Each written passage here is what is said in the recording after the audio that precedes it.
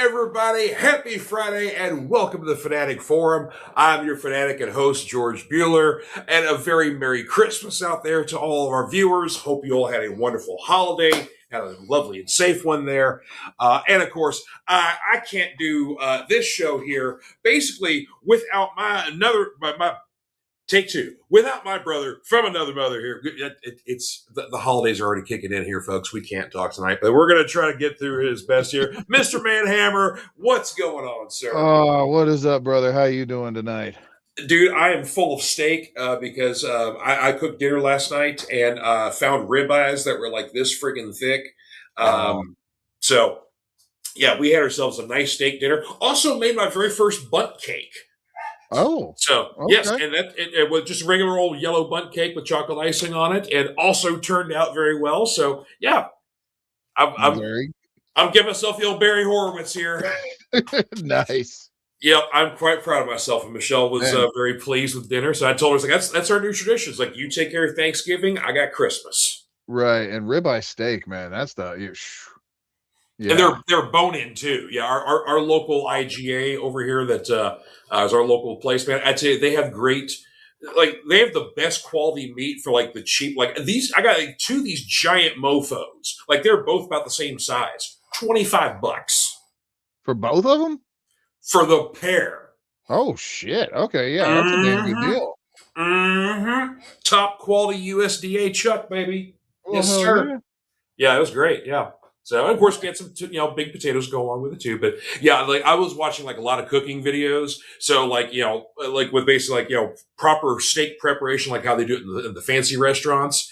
And so the deal is when you take them out of the fridge, you like pat them dry, right? Take them out of the package, pat them dry both sides, right? So that kind of gets some of the excess moisture. It also apparently helps with a proper even sear. Okay. Then you salt them.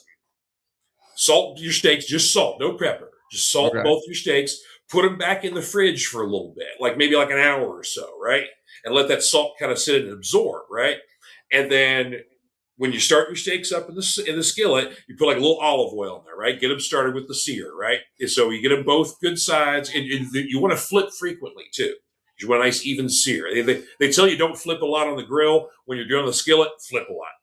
Right. So you flip a lot on the skillet, right? So you get a nice, even sear on both sides. And then you get some butter and like some garlic. And if you want some herbs to go with it, get a little herbs, like some thyme or something like that. And put that in the skillet with it. Let it get it all melted and get together. And then just like baste. Just like kind of just keep basting over and over again on your steaks, and flip them a little bit, and then baste the other sides real good. Just keep doing that. And then right at the end, you can add some pepper if you want. But apparently, like black pepper can scorch really easy, and so it kind of burns, but salt has a much higher density. So yeah, you can salt your steaks all you want as you're cooking them. They'll be fine. But you want to pepper them at the end. So yeah. I know you want to do most spicing and seasoning towards the end anyway, just because that stuff will all burn out, and unless it's already like brined into the meat or whatever. But salt's a little different, especially if you're using like a coarser salt or something like that, not just like a regular like iodized table salt or something. Just good old kosher salt, good flicky salt, something like that. That works. Yeah, so just did the steaks like that, and so I've been I've been studying up, and it panned out very well. So very nice, very nice. Yeah, I went over to Eric and Steve's, the other two horsemen, yesterday, and enjoyed Christmas dinner with them, and got my. Repping my G.I. Joe shirt from them today. They got me this one and a badass Cobra shirt. I know, yeah. You got some cool gear. So and my Cobra Commander, like not a crappy bootleg, a real honest to God Cobra Commander. Yes, sir. Yeah, that AliExpress Cobra Commander bootleg was not good. Like, I thought I was gonna, If you're not getting from a bona fide toy store, or an online toy store or something like that, don't do the Temu route or the AliExpress. It's like, because you're just buying garbage. Yeah, and the thing is, it's like I knew that this was going to be a bootleg, but like I was thinking, like I could live with it for $11, and it was just like no, it was a terrible $11 bootleg. Well, of course, the Horsemen will convene tomorrow night, watching the AEW pay-per-view, and I'm excited to give you all your Christmas gifts too. So, actually, no, we're not. We got to talk about that after. No, tomorrow night is not a thing. oh, Yeah, no, we'll talk about it after the show, but yeah. Okay, yeah, we'll talk about it. Yeah. Anyway, well, either way, I'm still excited to give you all your Christmas gifts, and also, it's too warm to wear it right now because literally yesterday I had the windows open. I was wearing shorts on Christmas. It was a Christmas miracle. Yeah, yesterday's wearing shorts was nice for Christmas. Yeah, and everybody was like, "I want snow," and it's like, no, I've you had snow. Yeah. Snow was a couple of weeks ago. You got it a little early. And don't worry, it's going to be cold as shit on Monday, apparently. Yeah. So winter's coming back. But I got 60-degree weather on Christmas. Thank you, baby Jesus. Anywho, you were privy to the Christmas sweater that Michelle got me this year, and I was going to wear it tonight, but like I said, it's too damn hot. But it is it's a black, just traditional, regular like sweatshirt sweater, but it's got Santa Claus, but he's in a Doctor Doom suit. So it's just his head is exposed. You see like the hat and the beard and everything, but everything else is Doom. It's like Santa Doom, yes. So that was my Christmas sweater that she got. Which, granted, I haven't had a Christmas sweater in a long time, so it was like this was a proper one. Of course, you were clued in early on to see if just for confirmation if I would like it. You're like, yeah. So yeah, you were correct. So. And Michelle also got me one of those cocktail smoking kits, like those little thing you can put on top of your glass, and you just put there's a selection of wood chips I have that came with it, and you just load the wood chips in, hit the button, and smoky. And I was playing that last night. It was pretty dope. There you go. Yeah. So she knows me well. So, and I got her big comfy house shoes because she was complaining about being cold. So I got her some house shoes and a big new blanket for her bed and the new Joe Hill book in hardback. And that thing's a monster too. Oh yeah, King Sorrow. Yeah. That's a hell of a book though too. Like that is excellent. She'll enjoy it. Yeah. Yeah. She hasn't read it yet. So basically, I got her comfy shoes, a blanket, and a book. I know my baby. Oh, yeah. There you go. Alrighty here. Oh, Mr. Martin is in the house. Good to see you, sir. Feliz Navidad and all that. Are we here to challenge me? Yes. So we're going to discuss completely our G.I. Joe topic from last week. We were ambitious, trying to do 2 topics at once, and we spent way too much time on the first topic. So we're like, we just talked too much. Yeah. So we're going to basically double back and talk about our G.I. Joe stuff this week. So. Yes. So Santa baby, can you bring the Doomsday today? I've got to know. If it's the Avengers Doomsday trailer, you can keep that shit. By the way, yeah. So I actually got to watch the actual trailer, which, if you'll remember last week, I was talking about watching the AI version. Apparently that was somebody who had tried to recreate the trailer in AI and did a halfway decent job at it, actually, because I was really surprised that was the fucking trailer they released. Well, there's basically 4 trailers they're going to be releasing over the next few weeks. So that was just the first of the 4. Wow, let me strap in for the rest of them is how excited I am for them to be creatively bankrupt and rehash the same shit over again.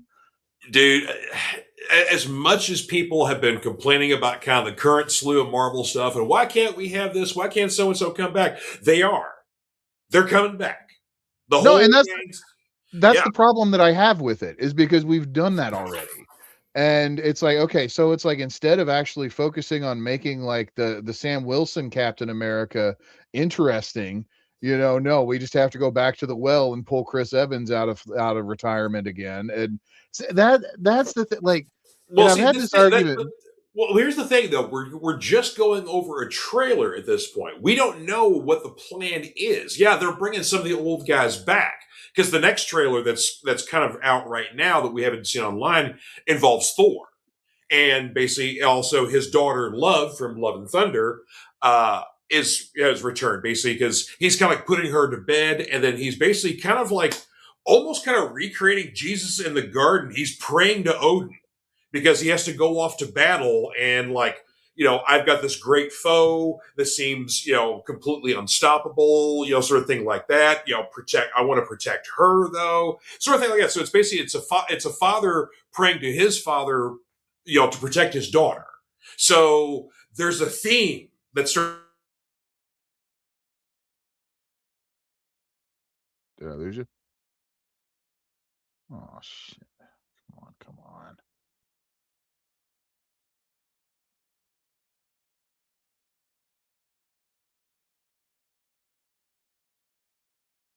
I don't know if I'm frozen or George is frozen.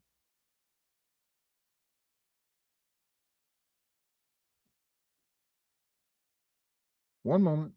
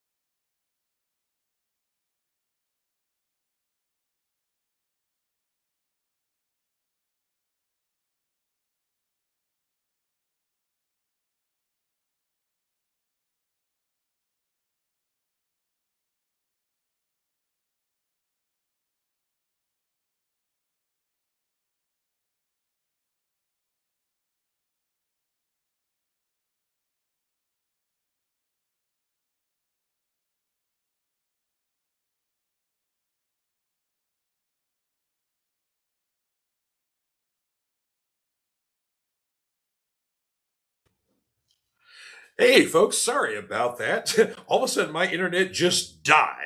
So, mid conversation, I'm not entirely sure why. So, let me bring Seth back on here. There we are. There we go. Martin says Frozen Part 5. Well, it was weird because I was sitting there like you had frozen, and I was like, "Well, is it me?" Because I was fully expecting it to be my internet, right? Nope, no, for And once it so was then I was like, mine. "Well, Yep. I just need to restart," and so that's why I dropped out. Yeah, No, okay. nope, no, you're perfectly fine. It was all me, and so, but yes, we are back now. So sorry about the little technical difficulty there. But yeah, I don't know why. It's almost our internet just died, and so I yelled up to Michelle. I was like, "Hey, is it? How does it? Our internet just died." She's like, "I didn't touch it." I'm like, I didn't say you touched it. I just informing you that our internet I didn't died. touch it. So she unplugged it, plugged it back in, and we're rocking and rolling. So there you go. Hey, sometimes that's all you have to do.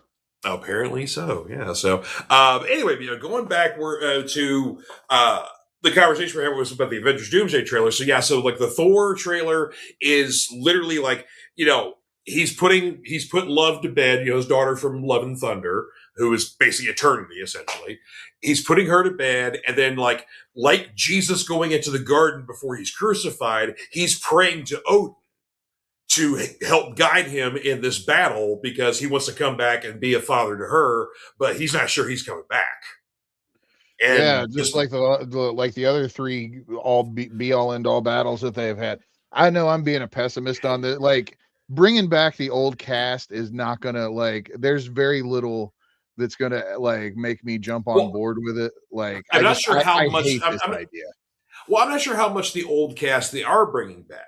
That's the thing too. Because I'm not 100% sure Scarlett Johansson is going to be back at all. Well, she's Jeremy pissed Renner, off at him, so I can yeah, understand that. Yeah, yeah. Jeremy Renner, technically Hawkeye's character is retired, so and he may Steve not. Rogers was an old man, so Well, Steve Rogers is an old man in our timeline, but if we're plucking him from basically when he went back to Peggy in the 50s and then started life with her and had a kid, so we're plucking him back from that timeline, then that's saying something. Or cop maybe, out. I don't know, but but what's the thing though? That's the thing. Everybody's complaining about the current crop of all the stuff we've got. So let's give them some of the old guys back again, at least for a little bit. Maybe it is they're they're going to give them the face push for the next generation, sort of thing like that. So It just it doesn't sit right with me though, just because no, okay. So again, I will say the whole first phase of Marvel, up to Endgame was it was a cinematic achievement, right? sure, And yeah, then they dropped the ball pretty hard because they just went full tilt boogie into everything.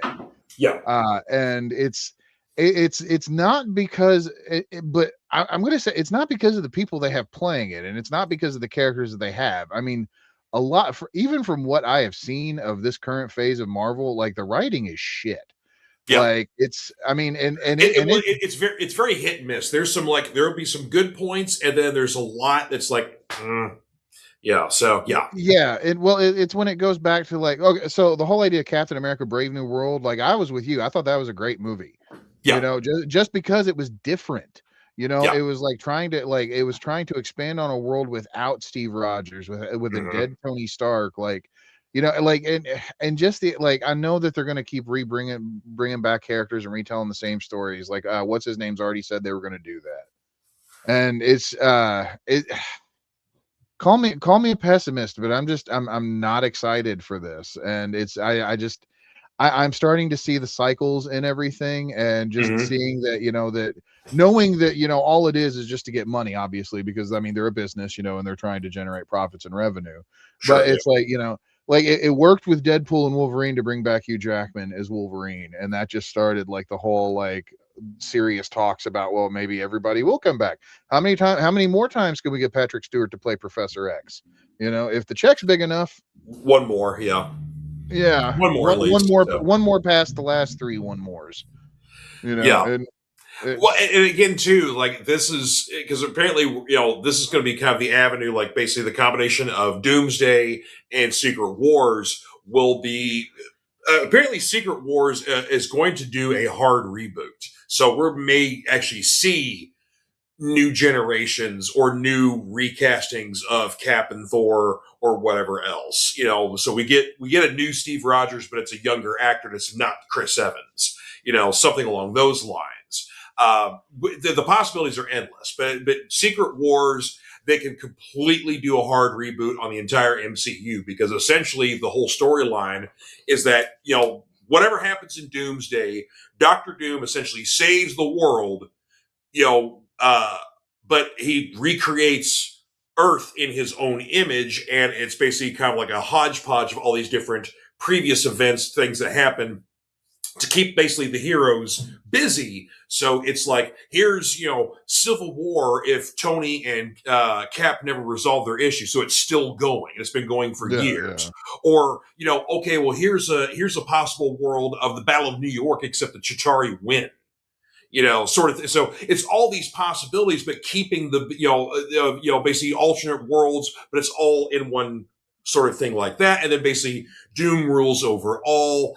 And in the book, like, there are certain heroes that are exiled because essentially they were kind of outside of time when things happen. So they're kind of immune to all this, but they're trying to get back in and fix stuff. Reed's one of those guys. But like the rest of the Fantastic Four are there. So like Sue is now Doom's bride, and Reed's children are now his children. He basically kind of tortures the Thing and Johnny Storm. Actually, no, I think maybe Johnny's with Reed. So he tortures the Thing, though, definitely. He basically turns the Thing into a living wall. Like he basically the wall's entire around the city. So it's like there's all this stuff that Doom gets all of his revenge and rebuilds the world in his image. But then basically after things are righted, it's a brand new day, it's a whole new world, a whole new multiverse, and so they can do whatever they want, to reset things from there if they wish. So yeah, they just got a long road to hoe if they want to win me back as a fan, because it's just. You're not alone. There's a lot of people who have kind of dipped out on it. Yeah, it's like, and you're explaining the plot and everything, and it's like that's all well and good. Like it's just my apathy towards all of it is just like it's palpable to me. Like it's to the point where it's like when people come up to me and they're like, "Have you seen the new Marvel thing?" And they're like, because I'm supposed to be excited for it. Like I feel guilty being like, "Yeah," and I think it sucks. Like it's like it's okay. Every franchise has their dip, has their bad moment. Ninja Turtles had Secret of the Ooze and friggin' Vanilla Ice was in there. Go Ninja, go awesome, Ninja, go. That was awesome. Turtles 3 sucked.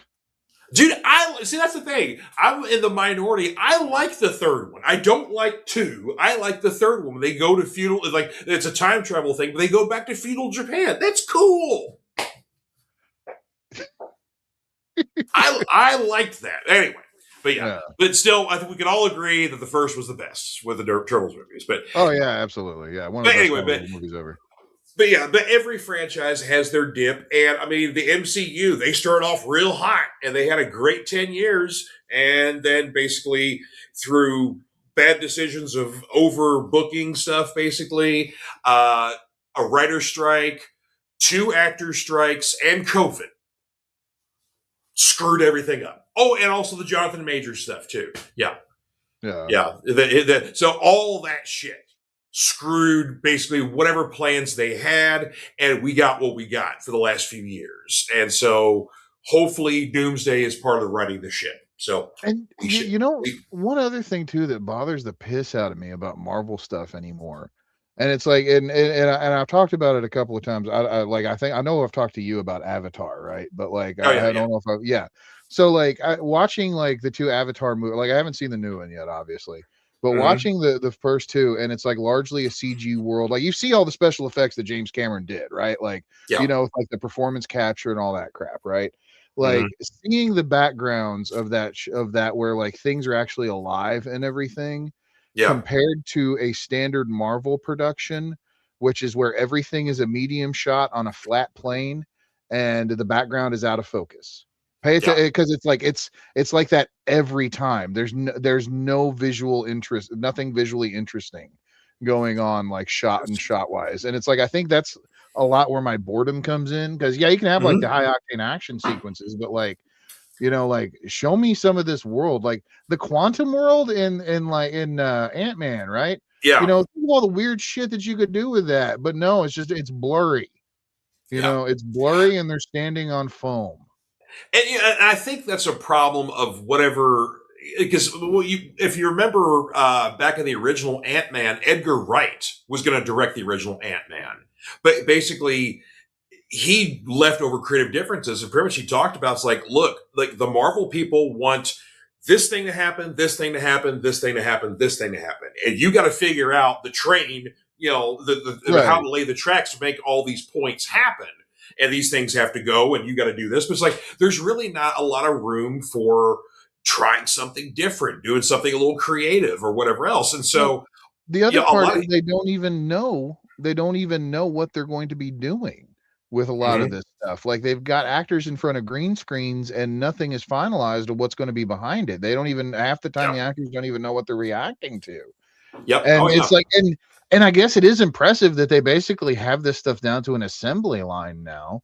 But that's the problem. Like the creativity of these comic books that we all read and that they're adapting these stories from, like they're just strangling the creativity and any filmmaking merit out of it is being hmm juiced to death, in my yep. opinion.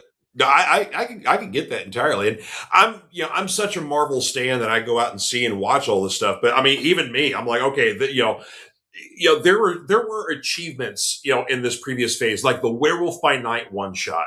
That was fucking great because they did it in black and white. They did it a very kind of like, old school monster movie kind of way. But basically, with them being able to do it in black and white, it can still be a gory, bloody movie, even though it's a friggin' Disney thing.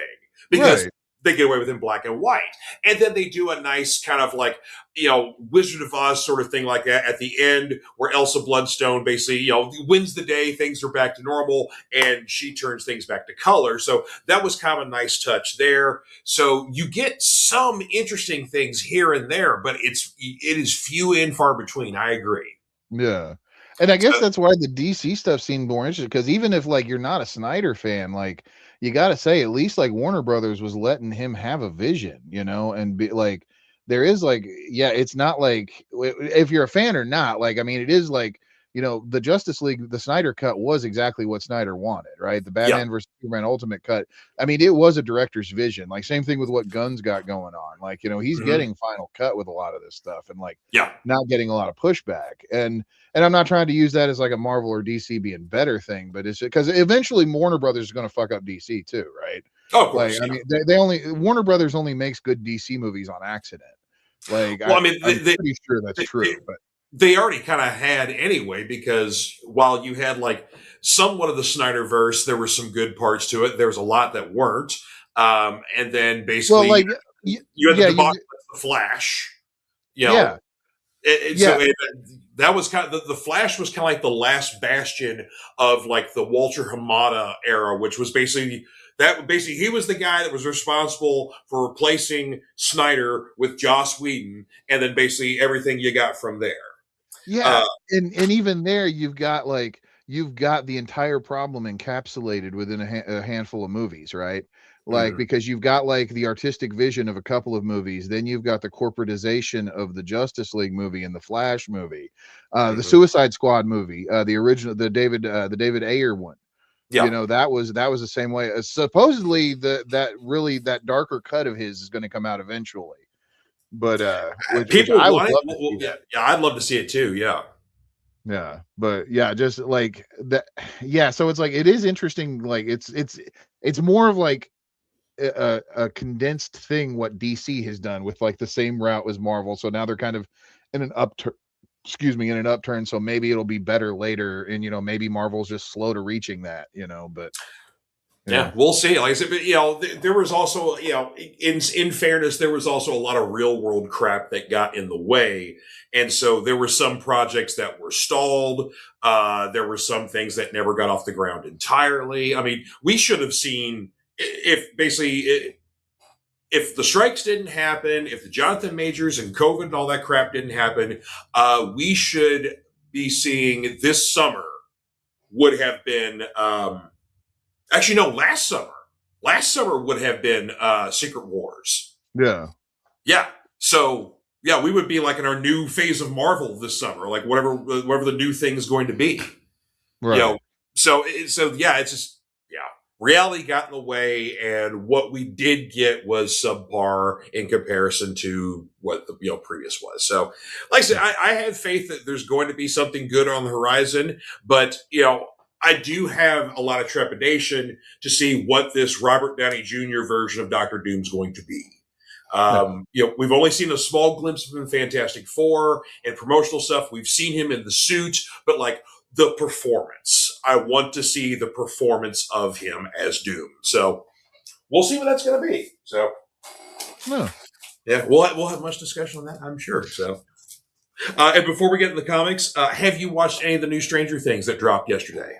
I watched the 5th episode. Okay.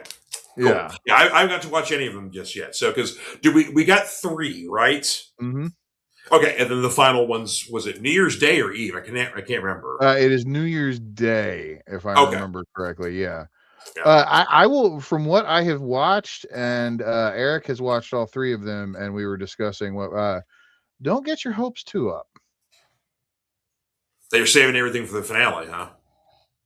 I don't want to give any spoilers, but yeah, the status quo still is largely the same by the time we finish these episodes. I know, because there's of the 3 episodes, there's only one that's like slightly over an hour. It's like an hour and 15 or something. Yeah. So yeah, so I'll be interested to discuss this with you too, because it's like I'm not sure if like. I'm also not sure if like I'm like thinking about it and like because I'm kind of in a mood tonight. I don't know if you've noticed or not. So it's like that may be coloring my perception of things. So yeah. Well, you had a rough. But I had this feeling beforehand though. So yeah, you had a rough week of work too. But that's despite the holiday and whatnot. But you're in shipping and logistics. So even though you don't work for UPS, but you still have to deal with other bullshit. So there you go. Fuck yeah. Well, here's some comics that'll make you feel a little better here. Okay. So I've got, let's see here, 1 indie, 1 Marvel, and then 3 DC here. Oh. Yeah. 1 Batman? Technically no, but he does make an appearance in a book. But it's not a Batman book. We won't count it then. Okay. Well, Skybound and Image has been doing us Joe fans a favor, and Larry Hama has been now releasing these what they call Larry's favorites. And so it's basically key issues of G.I. Joe that basically they're not doing facsimile. So it's not like the original ads or anything like that, but it's the original cover and the original story, on print on newspaper, which is really cool. And so they've done like issue 26, The Origin of Snake Eyes. They did issue 2 fairly recently. Number 49, the first Serpentor is coming up pretty soon here. But an interesting one that I had to pick up because I actually never had this one back in the day, which was number 152, the actual origin of Joel Colton, the original G.I. Joe. But I didn't get the A cover. I instead got the Chris Mooneyham variant cover, which this thing is gorgeous. Oh. Yeah, like this I thought you had the full run of the series though, of the Marvel series. I do in like volumes and like okay. I got you. Yeah, and I've got like I saved some of my favorite covers or big event issues, so I've got still some individual issues. But actually, I never had a 152. Okay. In my original collection, that was one of the issues I was missing. But yeah, I love this Chris Mooneyham cover, kind of going back to Joel Colton's days in Vietnam, where he's saving a buddy there in a gunfire. So just love that there. But yeah, get the origin of Joe. And then, of course, they were going to do a little bit more with it, but Larry already knew that by this point the book was canceled, and 3 issues later it was. So, yeah. but yeah, so still just, a really cool, going back to the origin of G.I. Joe. And of course, getting to make a lot of references to the 70s G.I. Joe, with like the flocked beard, and the kung fu Kung grip, Fu and Grip, yeah. stuff like that. So it's like, yeah, they make some references to that kind of stuff, because basically that's kind of who Joe Colton is. Like, he is that original G.I. Joe. Right. And then later on, they absorbed him into the Real American Hero team, where he's kind of the unofficial leader, but kind of like the figurehead of the group. He's still part of the group. The Joes answer to him, but he's like, yeah, but Hawk and Duke, those are your guys, and Right, if they yeah. need me, I'm here. But that sort of thing like that. So. Our one Marvel selection here. So, of course, talking about Doctor Doom, the One World Under Doom series wrapped up, and in the end, Doctor Doom essentially sacrificed his own life to save Valeria Richards, his beloved goddaughter, daughter of Reed Richards, his mortal enemy. But in doing so, there's a will. This is the will of Doom. And so, yeah, and that's Doctor Doom's face mask in the hands of Red Hulk, which is General Ross there. Yeah. So now, of course, General Ross, for whatever reason, was a prisoner of Doctor Doom for several months. And so he caused some bullshit in Latveria, planted an American flag on Latvian soil, so causing an international incident while also running roughshod, basically now that Doom's down. Basically with Valeria Richards having basically, she has the will, and she basically is inherited all things Doom. So essentially, like a $5 billion empire, including titles, estates, her own country, islands, all sorts of shit that Doom once owned is now hers. But apparently, this is all leading to a big storyline called Armageddon, that Chip Zdarsky's behind, that is basically going to be our big Avengers summer event. But apparently it's going to be some big shit. So, but it all kind of starts here. So, but yeah, this was really cool. Got some nice twists and turns in it. And of course, Doctor Doom just can't hand things off normally and nicely and whatever else. So yeah, there's a whole bunch of Doom bots that basically still think they're in control of the world and still think that they're Doctor Doom. So they got to take care of that problem too. So we got this army of Doom bots. They're basically now masterless and whatever else. So our 3 DC selections here. First off, I've talked about this book from time to time, but this was a really monumental issue here for Absolute Superman number 14.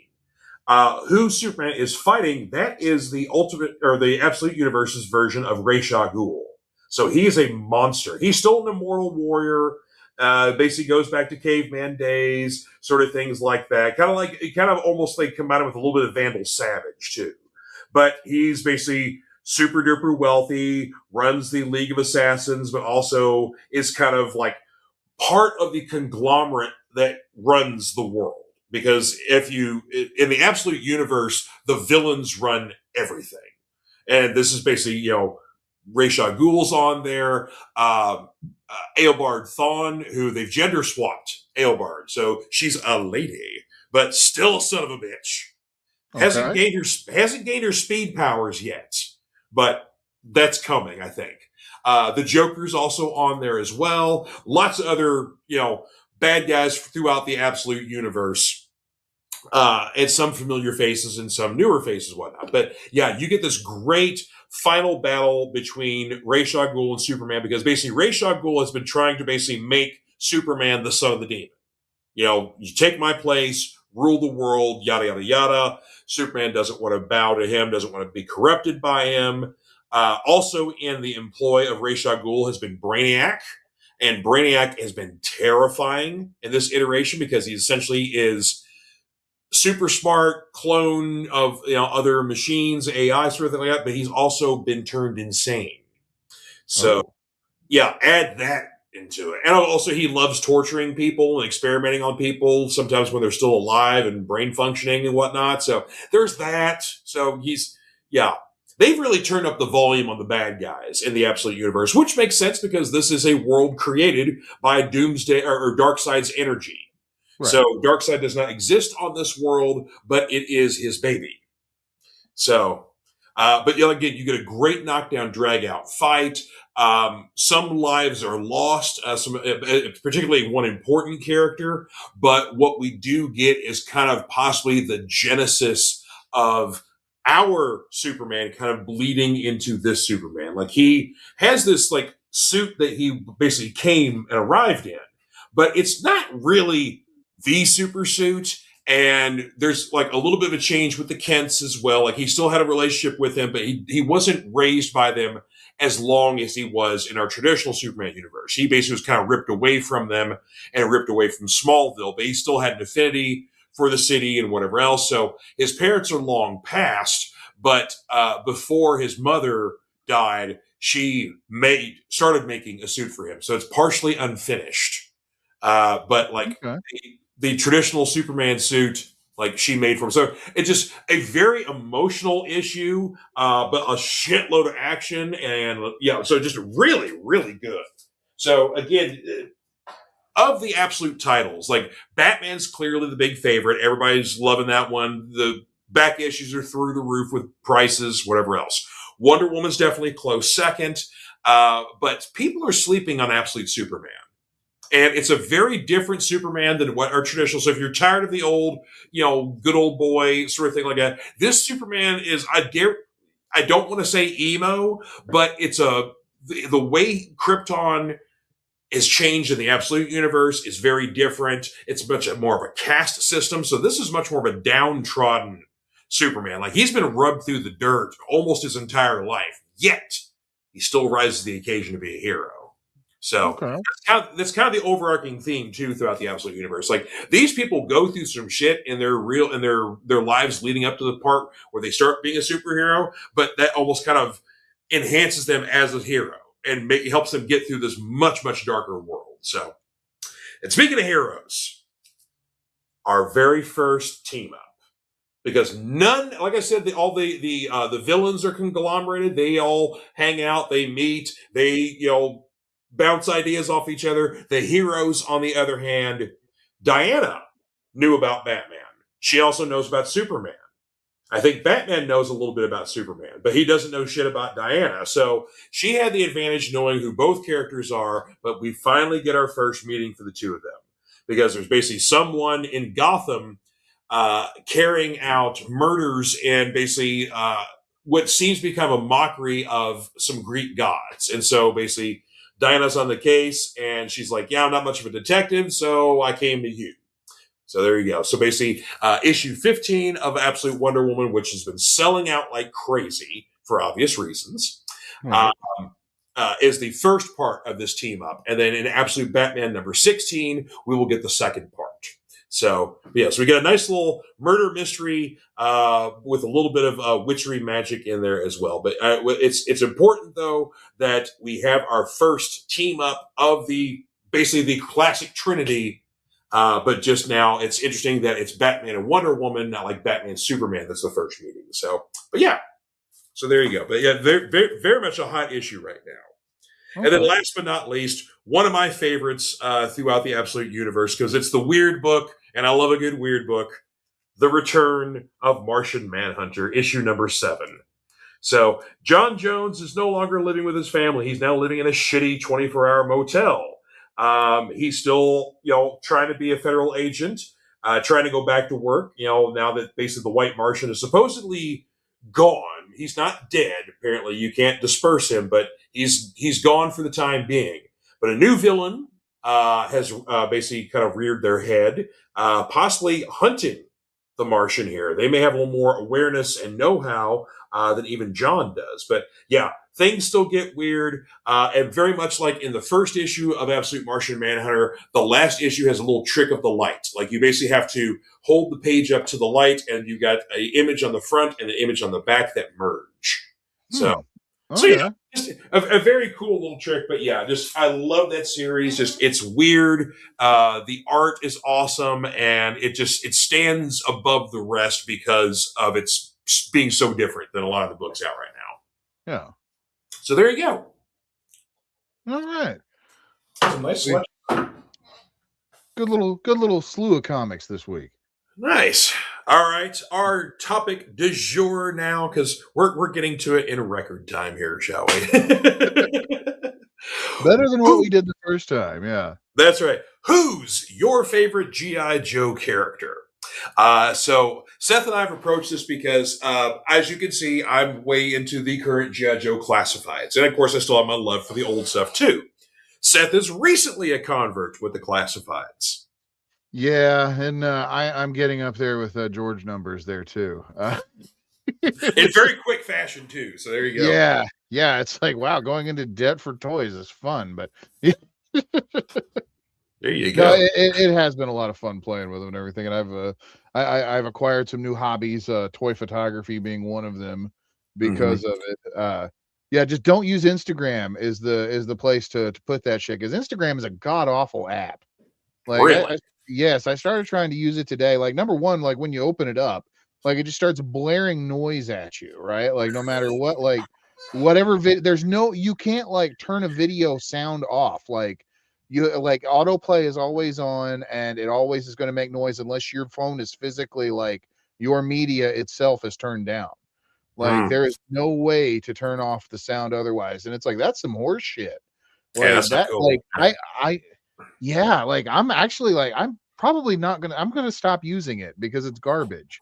But it's like, yeah, it's I just want a place to post my pictures. I don't want to be like oral or like visually bombarded with a bunch of garbage Yeah, I every feel you. time that I try and do. Yeah, like, so I mean, if it's your thing, like, go for it. If you're one of those people that likes the Instagrams, but that ain't me, man. I've never used it myself, but I mean, it's apparently it's a popular app. So, but there you go. Yeah. I do not understand why, because it is like, yeah. Oh, one comment we got to get to before we start talking figures here. Diamond Dave chiming in here for the conversation here and saying that he was in a G.I. Joe role playing game for a while back in the 80s. The character he had was called Weasel, the G.I. Joe journalist, loosely based on James Woods' character from the movie Salvador. Nice! That is Salvador's so a cool. good movie. Yeah. Yeah, I said, although he's not officially a Joe, he's my favorite. Well, see, that's kind of cool. It's your own character you made. Yeah, no, but see, that's one thing that I love about GI Joe too, is that like you can actually, like, you can be a GI Joe, right? Mm-hmm. And it's like George and I have actually, like, I'm making like the Horsemen, our guys, as customs right now, like, as far as like pieces are concerned, like, it's like, Seth's character is awesome, by the way, folks. Yeah, Seth's got yeah. his finish already. It's cool as shit. I love Yeah, it. my guy is like, he's like a small arms expert, and the code name of Hard Boiled, I think. Like, just Yeah, because, cool. Eric is the guy, like, he's got like the giant Jesse Ventura machine gun deal. Like, I need to get his head though. Like, his head is not the same head, but it'll still have the awesome like ram skull, like, thing. Like, yeah. Your guy is more of like, I think he's gonna be like an espionage kind of guy. But like, Sweet. yeah, if we were like the A team, like your guy would be like the face character, right? And like Steve would be more of like the bombardier, like the grenader guy. Like, but I'm still imagining us being like a shock and awe team for the GI Joes, like akin to Nice. the Dinobots, like where Yeah. the GI Joes don't necessarily like us, but they use us. Mm-hmm. Yeah. Nice. Yeah. Except Hot Rod likes us. So, or well, that's Transformers. So we got to find a Flint.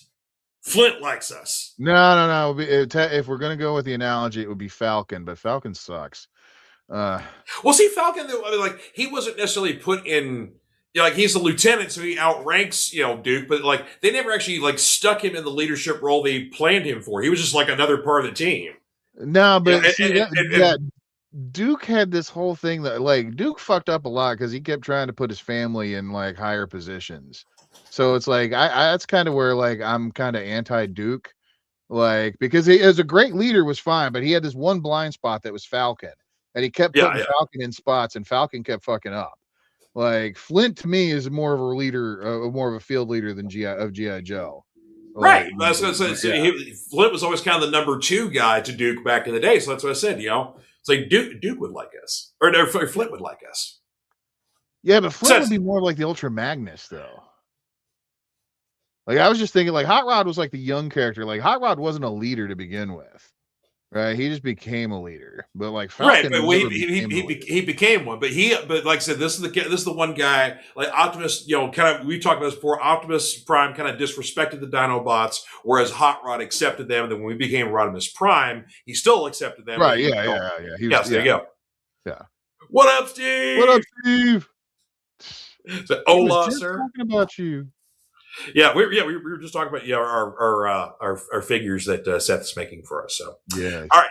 Speaking of figures now, but yeah, I love hearing from Diamond Dave there and seeing interesting little points in his life. But yeah, it's like I think they've made a G.I. Joe role playing game, but I don't remember one being back in the '80s. So somebody must have invented a game or like maybe adapted one. So yeah, they've made a couple of the. There is a newer one I know. Oh yeah, there's definitely like one with miniatures and stuff like that too now, and right.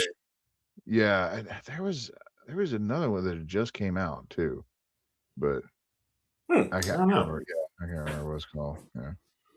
Yeah, you're right though. There is because there's a card game too now. There's like a kind of a Magic the Gathering kind of esque card. Oh game. Yeah, the deck building games. I've never gotten into card games though. That's like that's not my thing either. I like an RPG or board game or something like that. Yeah. So right.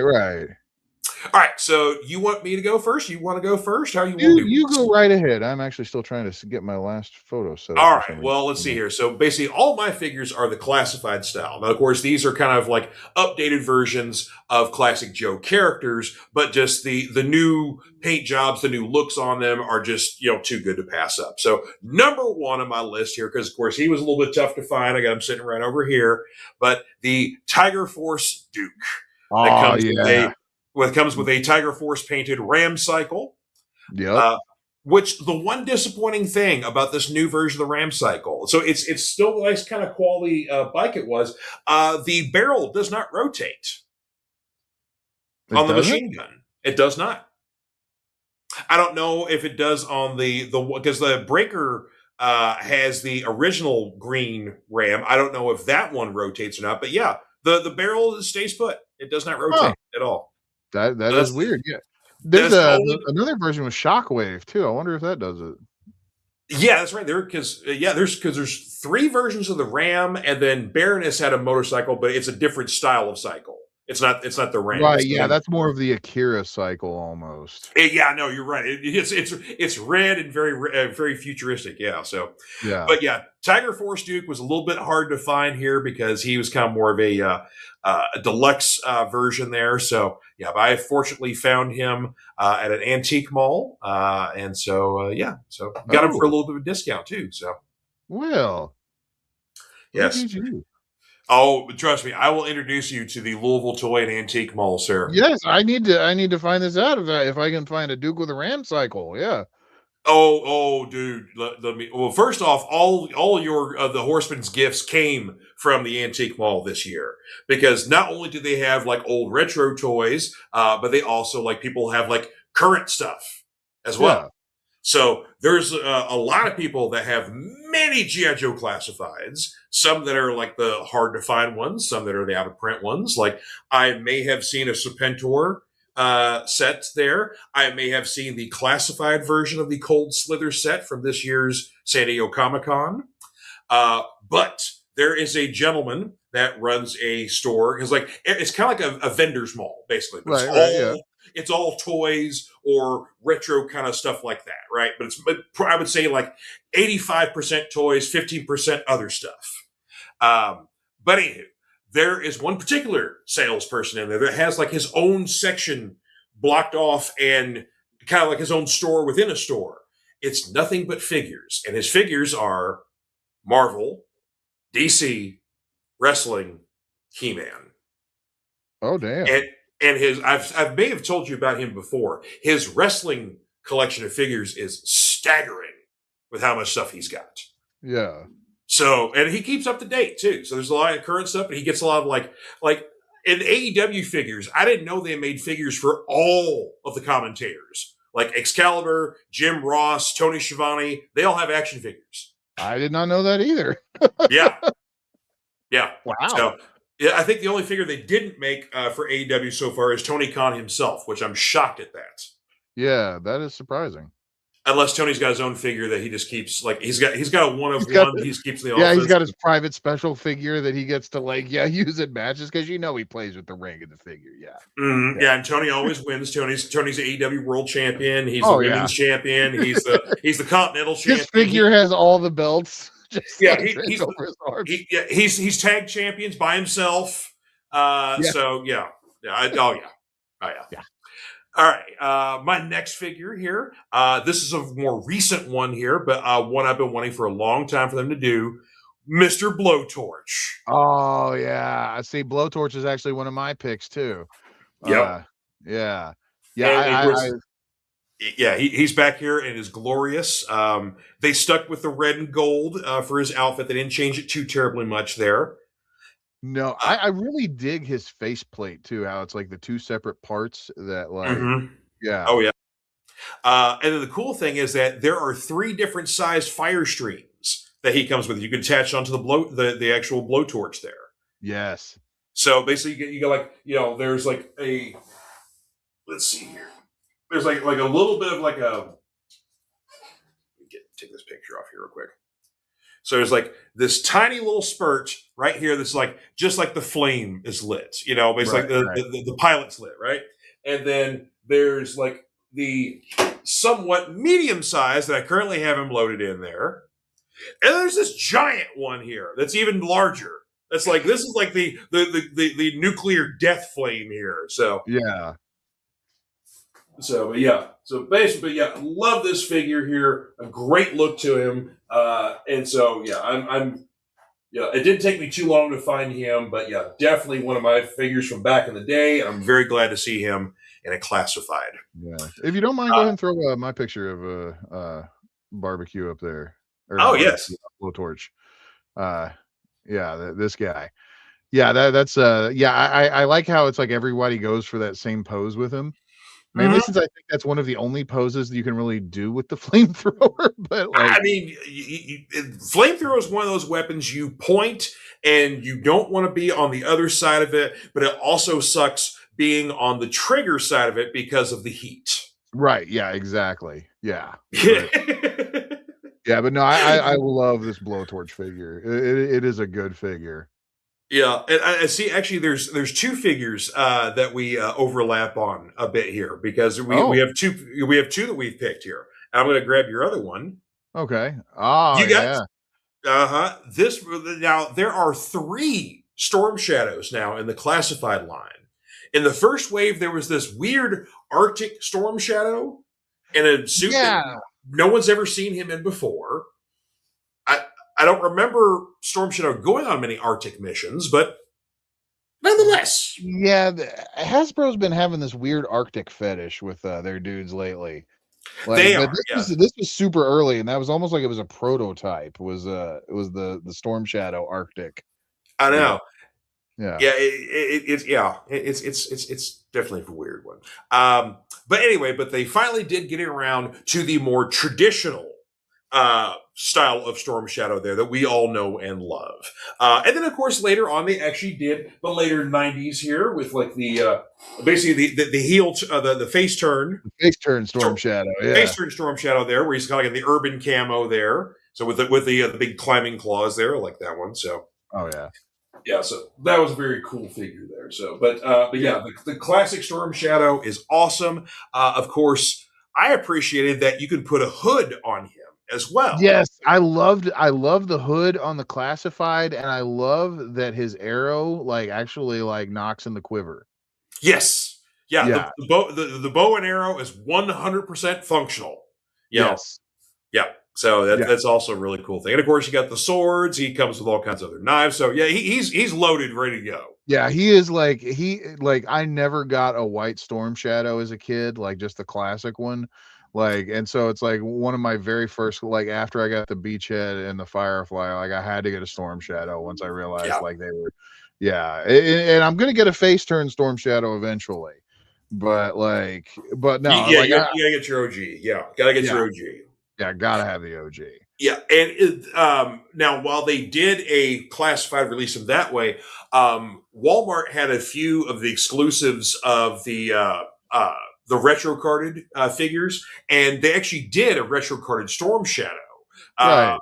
But he's extremely hard to find. I think it was like the first wave they did of the retro carded figures that were just exclusive to Walmart. So then they basically repackaged them in a classified package, and so there you go. Yeah. So it's basically it's the same figure pretty much.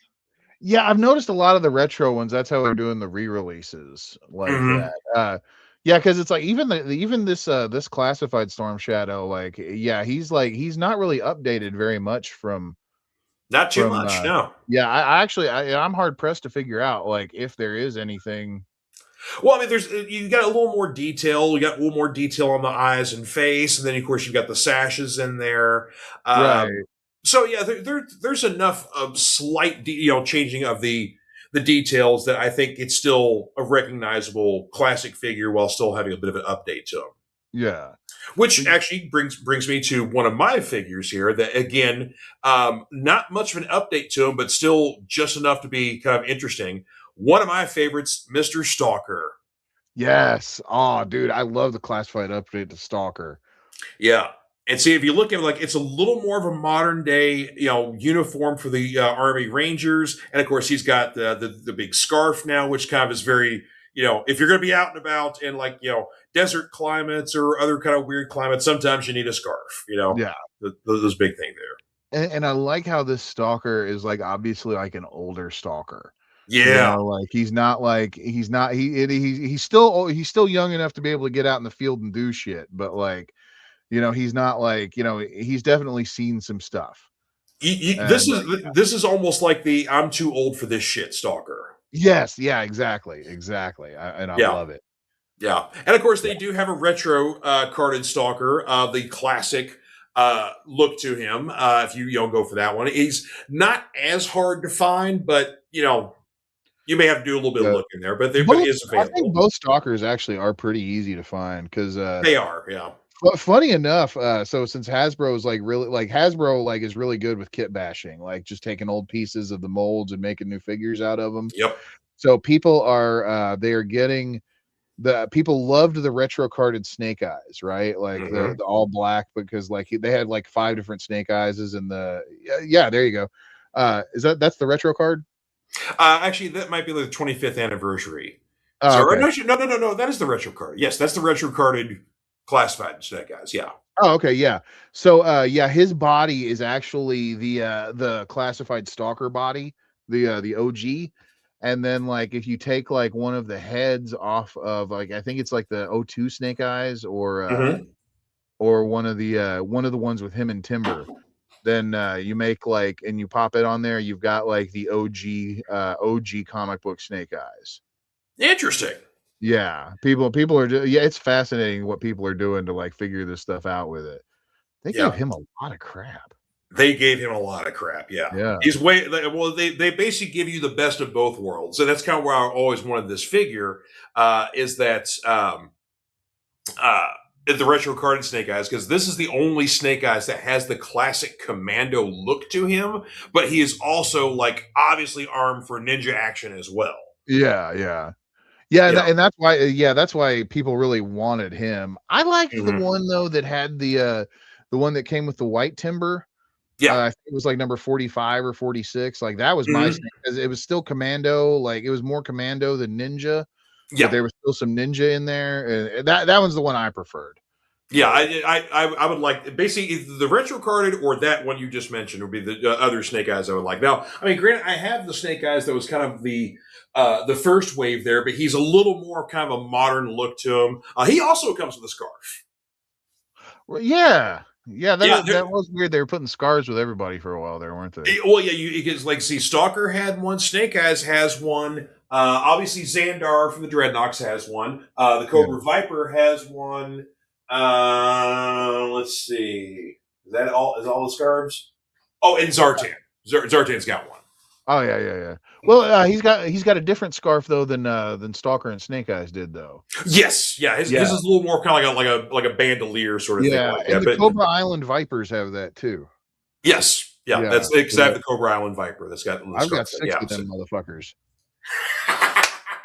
No, okay, okay. So Amazon Black Friday, right? Like they've got like the Viper 3-pack that's got like the 2 regular and the Lieutenant Viper, right? Mm. And so it's like I picked one of them up, and then like I'm still learning about classified, right? So like I'm like playing with it, and one of the legs pops off, right? Oh So yeah, I'm yeah. like, well, shit. So it's like I put like I do the return order on Amazon, and then of course like 10 minutes later, I'm watching this YouTube video, and it's like how to fix it, right? And so it's like the Mm-hmm. leg pops right back on, and it's like, well, hell, now I've just got like 6 Vipers. Like, okay, like I've got a Cobra Squad because like, I mean, 6 dudes. That's a small platoon. There you go. Yeah. yeah. Oh, well, let's see. Let's get to a couple more of yours here. Obviously, we got to go to one of your absolute favorites of all time there, and Oh, I love that. I love this one too here. yeah. This he was actually. I'm going to count him as my very first one because he was the one Mm-hmm. that I gravitated towards when George got me into this damn hobby. Yeah, as soon as they had a retro card at Beachhead, I was like, yep, that guy is mine. Because this is like the Beachhead that I grew up with, Mm-hmm. except that, he is more articulated. His weapons come out, like he's got like his gun holster and his knife and everything. The Mm-hmm. gun is not his gun, it's a different gun. I don't like the little gun that they come with, or that he comes with. But Oh yeah, yeah. yeah. But no, just like Beachhead is a character too. Like he was one of my early favorite Joes, just because like on his file card he comes from Alabama, right? So like Mm-hmm. he's a Southern boy, but Yep. he's like it was one of the few times at the time when a Southern character was not portrayed as an idiot. Right. And it's like he's like what, fourth in command of the Joes, like Mm-hmm. fourth or fifth. I can't remember if it's Slaughter then Beachhead or Beachhead then Slaughter. Fourth, okay. Beachhead's at the end of the because it's Slaughter than Beachhead. Slaughter then Beachhead, okay, Yeah. okay. But Yeah. but he's also like one of the official trainers for the Joes, and of course he is the grumpy old man of the GI Joe team. Like Yes. he works with the team, but Beachhead's one of those guys that I work better alone. But he's a ranger, and a lot of times rangers do work better alone. Yeah. But yeah, he's definitely one of those guys. Like I'm perfectly fine doing a mission by myself. Yeah. And I love the little bits of lore about him either. Like he doesn't wear deodorant because like he's like a dude in the field, right? Like he Yep. doesn't want to smell like, the Joes think he stinks, but like, it's like he tactically like, it's a choice for him. Like, Yeah, yeah. it makes sense. Yeah, because if you're out in the field, you're trying to like, you're hiding in some, brush, or you make yourself like a little trapdoor, hiding place like that. And then like somebody's walking along, I smell brute. And then, pop, pop, pop, dead beachhead, Yeah. So yeah, I Yeah. can see his point. Maybe, Yeah. it doesn't work so well for dates and whatnot, but I don't think he cares about And, that. and I love that in the Energon universe, they put Beachhead on Night Force. Mm-hmm. Like as like the guy that he's like the solo ops guy, and then Yeah. they've got that Beachhead Quick Kick Night Force 2-pack Oh, that yeah. I showed that one to you last week, I think, didn't I? Yeah, You sure did. Yeah. Yeah. Quick Kick yeah, has clothes. yeah. It's actually like that to me is like the Quick Kick classified update, because it's like he can still be the martial arts guy, Yeah. but it's Hey, like which they do have the classic, Quick Kick here, where he's in, he don't have a shirt, he don't have any shoes, but he looks like Bruce Lee, sort of thing like that. But right, they yeah. also did this 2-pack where they gave him a shirt and some shoes. Yeah, and he's got swords and guns, right? Him and Beachhead is ready to rock some shit. I know, Yeah. yeah. That's that. If I'm gonna double dip on figures like that, that's one to double dip for again. So Yeah, absolutely. Yeah, and I think did you get the retro Beachhead, or do you have the classic? no, I have the retro. Yeah, I've got Okay. where is he? Oh, maybe I don't have beachhead. No shit, I need a beachhead. Okay. Oh damn. Okay. Well, you got options. Because the one in the the one in the Night Force 2-pack is a repaint of the retro. So I've seen him. Yeah, so yeah, I may just I'll be double dipping with Quick Kick, but I won't with yeah. beachhead. There you go. I mean, it would still be a different Quick Kick. So yeah. That's true, yeah.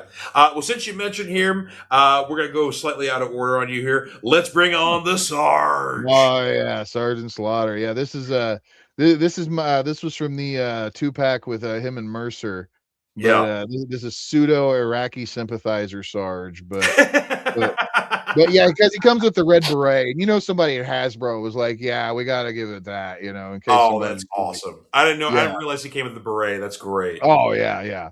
But no, this is still a kick-ass version of Sarge. Like he's got the hat and the glasses come off, but like The Sarge. 44 Magnum.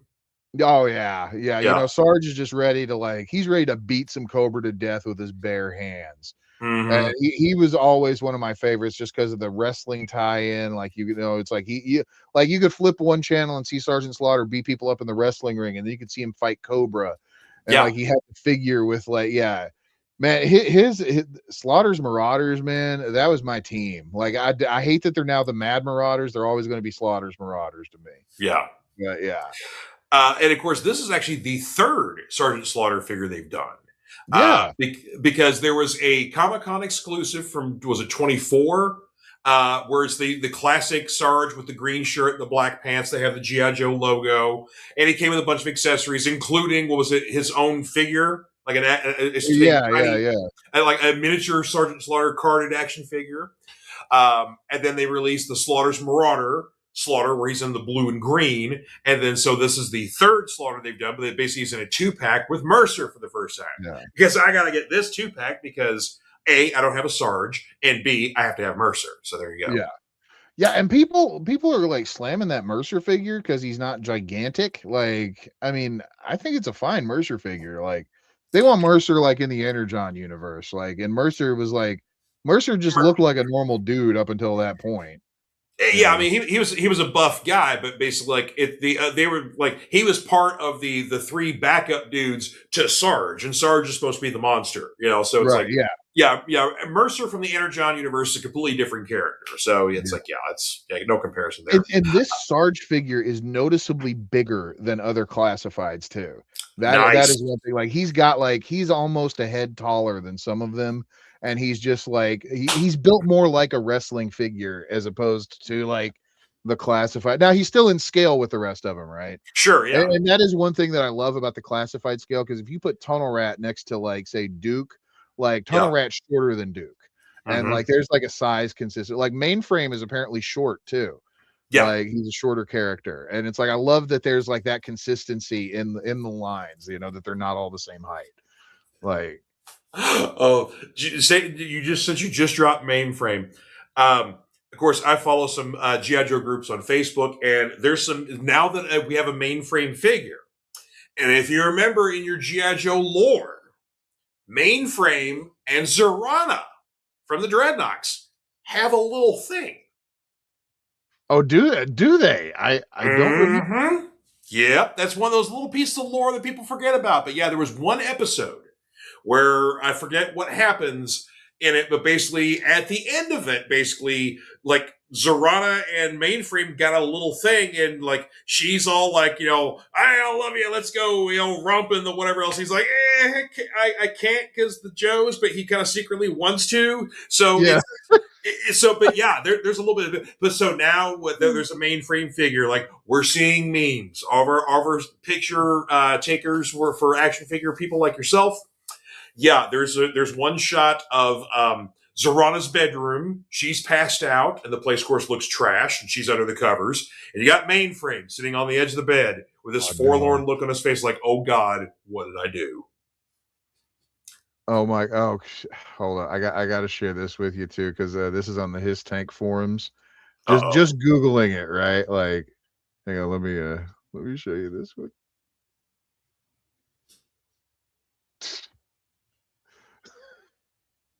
Yeah. Oh yeah, there you go. Yeah. Wow. Yep. One of those little forgotten pieces of G.I. Joe lore, the forgotten couple, Mainframe and Zorana. Wow. Yeah. Well. Yeah. All right. And now you can do your own shipping, folks, because finally we have a Mainframe figure. So there you go. There we go. Wow. Hey, today I learned something. There you go. Hey, what's up, Bradley? Merry Christmas to you, What up, Bradley? sir. Merry Christmas, Good to brother. How see you you, doing? man. Good to see you, man. Let's see. Well, you got one more figure, and I've got one more figure. So let's go to your last one here. All right. And of course, a controversial figure in our discussions here of this version of him in the Air John universe, but still, you got to go, Mr. Zartan here. Yes. Oh man, Zartan's my dude. I love And him. this is a great figure. Like they didn't do too much to update him. So yeah, just a classic look to him. The hood's removable. He's got the scarf that can go from his face. And there are multiple versions of Zartan. There is a standard and there is a deluxe. So because you got the standard, right? Yeah, this is the standard. Oh yeah. The deluxe version, he's like $100. Yeah. He's an older one. He's another exclusive. Yeah, he's the one that changes color, like based on temperature, like the old figure did, which is super cool. Well, and he comes with the swamp skiff that can basically break down into like the junk pile and the little pulley thing.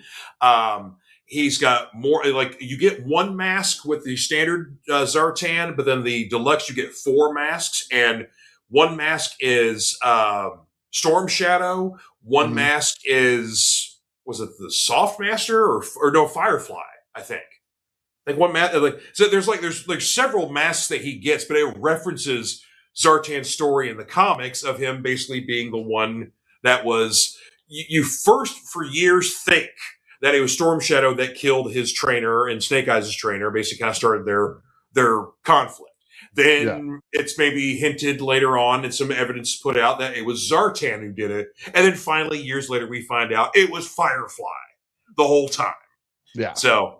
Yeah, and the whole reason why Zartan joins with Cobra was basically he was looking for who the actual killer was because he knew it wasn't him, he knew it wasn't Storm Shadow, but he knew it was somebody that worked for Cobra.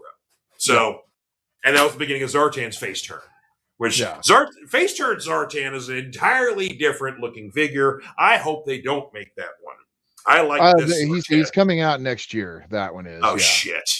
Yeah, with the mohawk and everything. The orange mohawk. Ninja Force Zartan, yeah. I mean, they didn't play up the mohawk as much in the comics because Larry even agreed that was a stupid look for him. But Zartan was included with Ninja Force the comics. But God, that fucking mohawk, I swear. Yeah, no, just give me give me the regular ass regular ass Zartan. Regular according to Hoyle. No problem. Good to have you here, man. Good to have you here. Yeah, we're just happy to have you. Yeah, and Brad says he doesn't collect G.I. Joe, but Snake Eyes and Cobra Commander would be favorite characters. Yeah, those are definitely great figures. He doesn't collect G.I. Joe yet. He hasn't bought his first classified. When he does, that is when the addiction will start. Yet. The operative word, yet. Well, my last figure that I've got here, this is one of the G.I. Joe 60th anniversary figures because they've got a current line out right now where they're celebrating the 60th anniversary of G.I. Joe, but they're doing so by honoring actual first responders and actual branches of the military.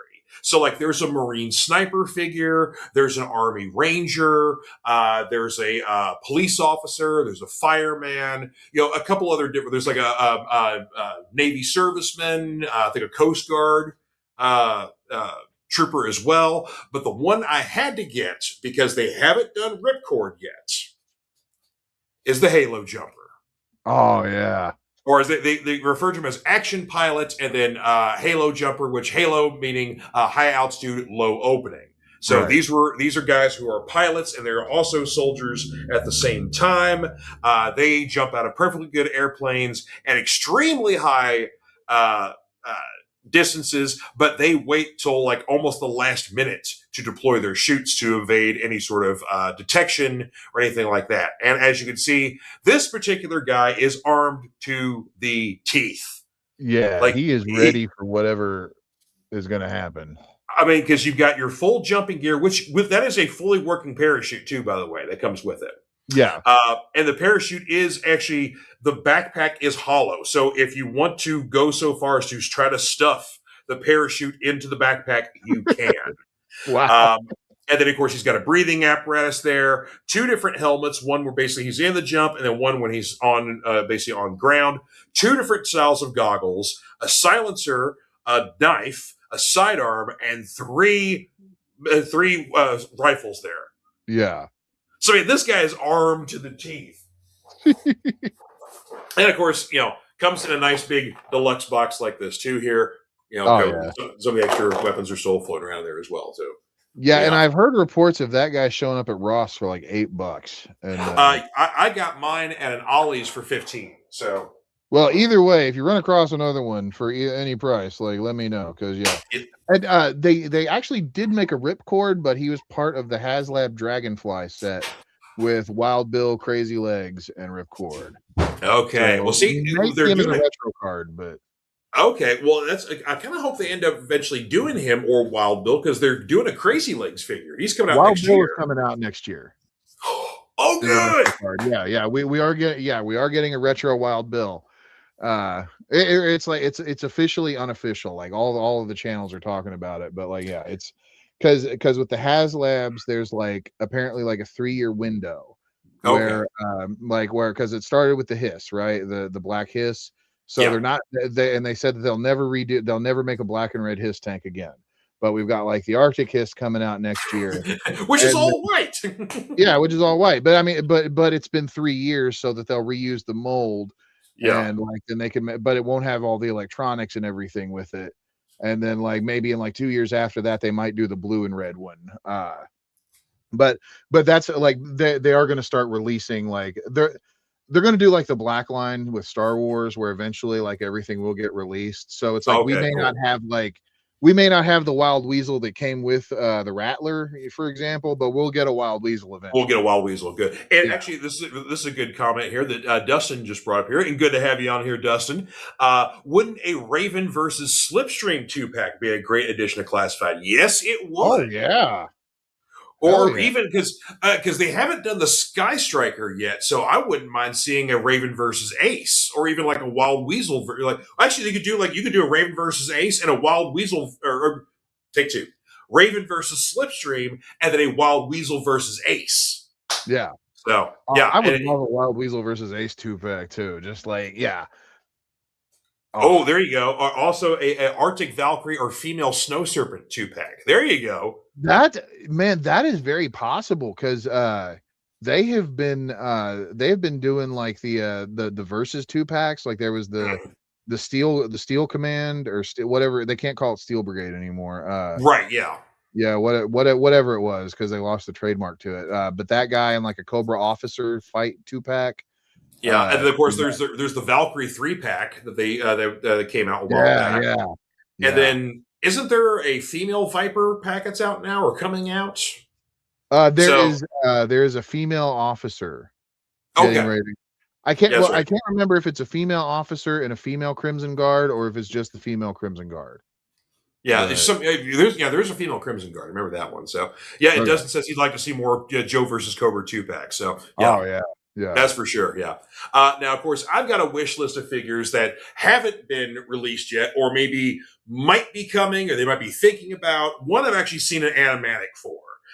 One of their kind of their preview pictures. So this one might be a possibility. But of the OG Joes, we still have yet to get Flash.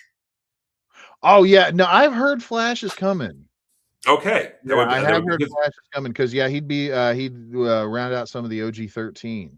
Yeah, I mean, because they released Hawk with the mass, the rocket system thing, and so or not that wasn't the mass, but anyway, but the rockets, rocket system. So, and then Zap is on the way because he's going to be a retro carded figure coming out next year. So it's like literally the last one. They got the Short Fuse and Steeler 2-pack. So literally the only 2 guys they haven't done are Flash and Grand Slam, which Grand Slam was the guy who came with the Jetpack set and then was essentially just a repaint of Flash. But Flash was always one of my favorite of the Laser Trooper back in the day with the old Joe. So like I got to get him in there. Yeah. And then my last one here, because I showed the Snake Eyes the Commando one because like I still wanted like either a retro carded or the one that comes with timber of like a classic Commando Snake Eyes. The one figure we never got back in the day. We got his counterpart, but we never got the figure that was supposed to be the hero of the day here. Will we ever get him in a classified? Rocky Balboa. Oh wow. Yep. Yeah, because Big Boa was his his nemesis supposed to be. his Yeah. nemesis that he was And so, but here's the thing: in the 4-issue GI Joe Order of Battle, which is basically just kind of like a source book, essentially, with rosters and all the characters, the villains, the vehicles, everything. And in issue 3, old Rocco is in there. But they like I said, they couldn't get the rights at the last minute, and so the figure was never made. There was a prototype for the figure, but the figure was actually never made. But yeah, that's basically kind of what he was going to look like. Where he wasn't going to be in like boxing shorts and no shirt on. He was going to be in pants and shorts, or pants and shirt and stuff like that. But have the white gloves. I don't know if he's going to have a bandana or not. But yeah, he was going to be like the GI Joe boxing trainer, and his rival was going to be Big Boa. That is cool. So, I didn't know they had a mock-up. Yep. Yeah, they sure did. Yeah. They say this would have been in the same line of like the Refrigerator Perry and Sergeant Slaughter, celebrity figures they did. So Rocco, what a thing there. Go ahead. Real quick, Dustin says he thinks Globulus was going to be a con exclusive for next year. See, I think he's right on that because they've released Nemesis Enforcer and Pythona. Mm-hmm. Or Python is coming. Python is coming. She's not out. Oh, she is. Yeah, has like people have been trying to buy her on Pulse for like she keeps going up and selling out because she's only like $40 if you get her on there, but then like resale like she's almost double. Same with Nemesis Immortal, yeah. And why do they call him Nemesis Immortal and not Nemesis Enforcer? Yeah, that I do not know. But it's the same character. But yeah, he looks badass because he's got. Yeah, because he was a con exclusive, or was he just a HasLab exclusive? No, I don't think he was a con. No, he might have been a con exclusive that went on to the HasLab Pulse website. Yeah. I mean, a lot of the times the con exclusives for a short period of time before they sell out, are available on some of the websites, stuff like that. But yeah, very much like the Dr. Mindbender, the Deluxe Serpentor with the Chariot, a lot of those ones. So yeah, I'm still waiting on a Chuckles too. I might end up just buying him because that one's what I wanted. But no, the one classified that I want above all else, and it's like I'm upset that I will never own this figure without like winning the lottery or something. Go ahead and pull him up because I gotta. Yeah, Iron Grenadier Rowdy Roddy Piper, Destro's trainer. Yeah, he is of course, like he was inducted into the Joes as part of the 25th anniversary line in 2007. So he wasn't there from Jump Street, but he like the idea for him was that he was the foil to Slaughter. He was the heel wrestler to go against the face wrestler, and and he's one that I've actually looked into making a custom for, and so I may end up doing that. Some folks are already ahead of you because I've seen someone who basically not only made a custom Rowdy Roddy Iron Grenadier classified, he built the card for him too. Oh damn! Okay, yeah, he made a full-on retro carded classified Iron Grenadier Rowdy Roddy Piper. Damn. Because Rowdy, he was never actually sold in stores. He was a JoeCon exclusive. Right. Back in the day when those were still a thing, which I miss JoeCons. Those, it's like I never got to go to any of them, but seeing all the different exclusive sets they would come out with, or the different exclusive figures and stuff like that they had, were just cool as shit. Dude, it'd be one of the things. Like I would love to go. There's like the Kentuckiana Joe Fest, which is that's a big deal. Like that's like a legit Joe convention around here. Mm-hmm. We should try and go to that. My buddy Steve runs that one, so we do need to go to that one. Oh shit! Okay, yeah, we definitely need to go to that. If you've got a buddy that runs it, but it's the same guy. Basically, it's the same fellow who runs the Halloween comic convention in Shepherdsville. So it's the same location. So he just runs like 2 or 3 shows a year. So he's got his comic show and he's got his Joe show as well. So.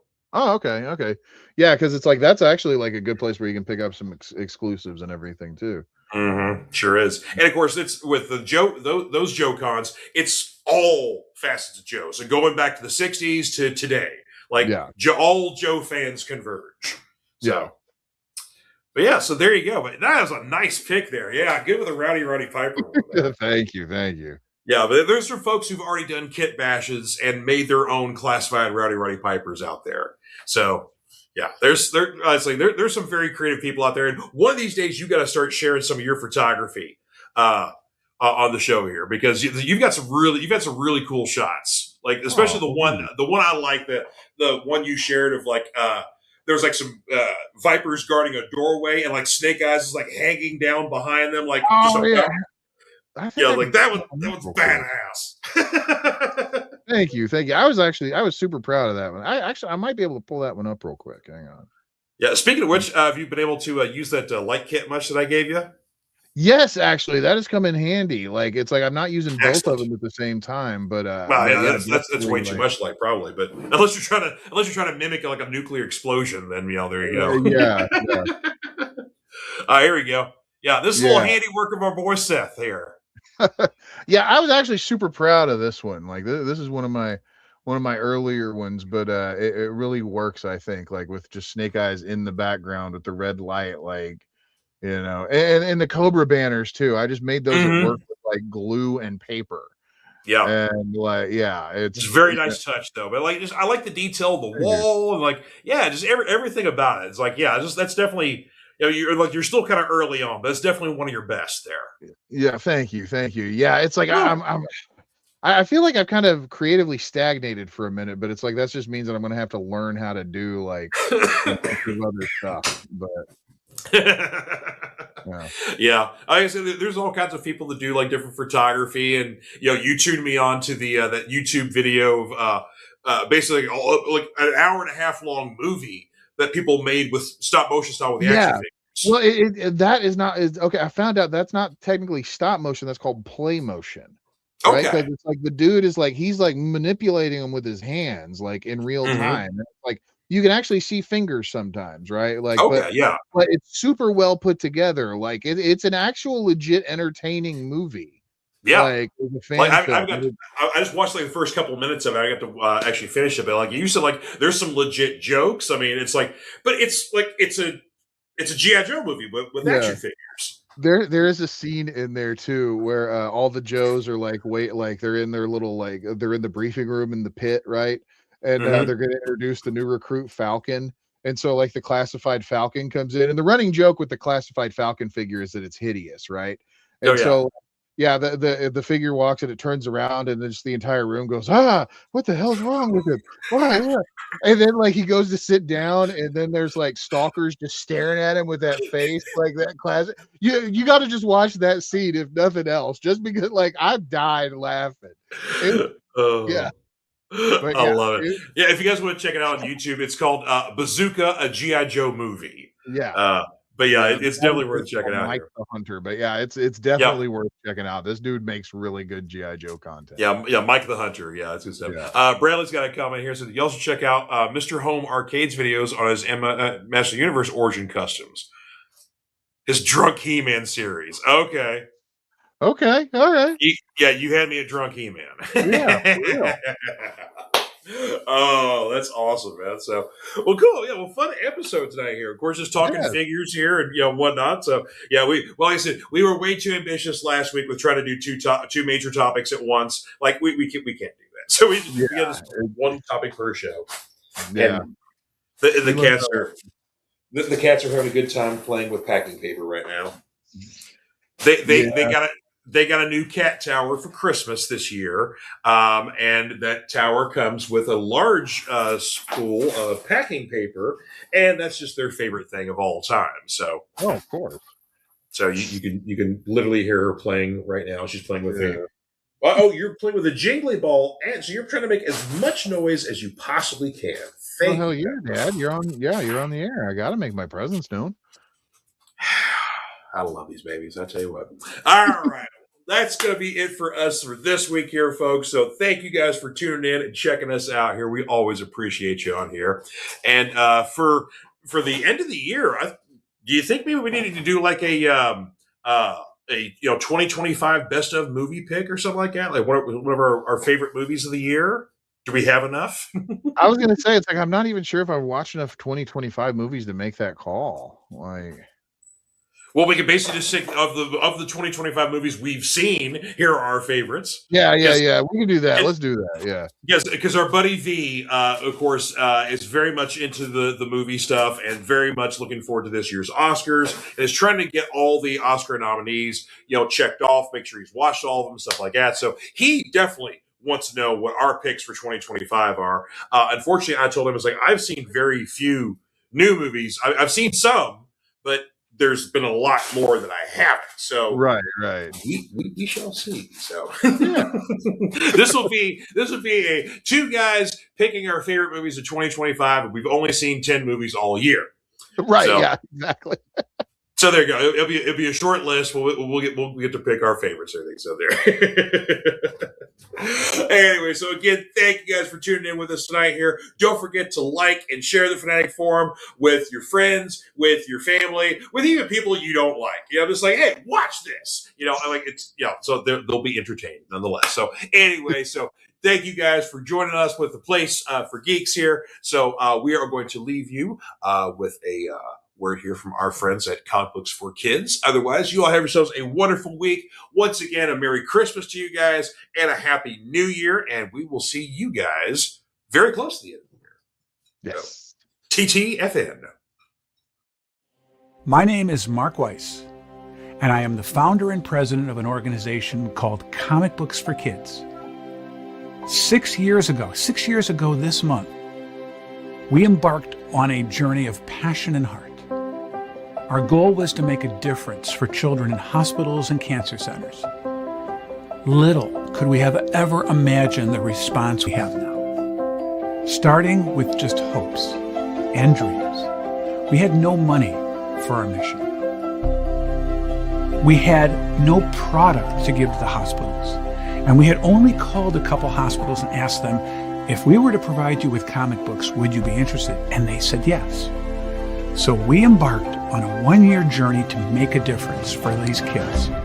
We realized that even though we can't take away the reason these children are in hospitals, we can perhaps, while they are there, let them fly like a superhero, be princes and princesses, and embark on a mystical and magical journey to take them away from where they are in that hospital bed. Today, and thanks to your support, we are thrilled to say that we are now the largest charity in the U.S., supporting well over 200 hospitals in all 50 states for not only comic books, but for other pop culture items like Funko Pops, action figures, coloring books, Spanish bilingual items, backpacks, and more.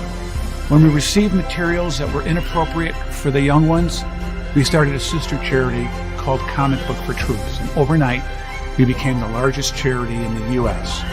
for these same items to all branches of the military. We want to thank our friends for providing us their support and for allowing us the means to make so many happy with their gracious give to us.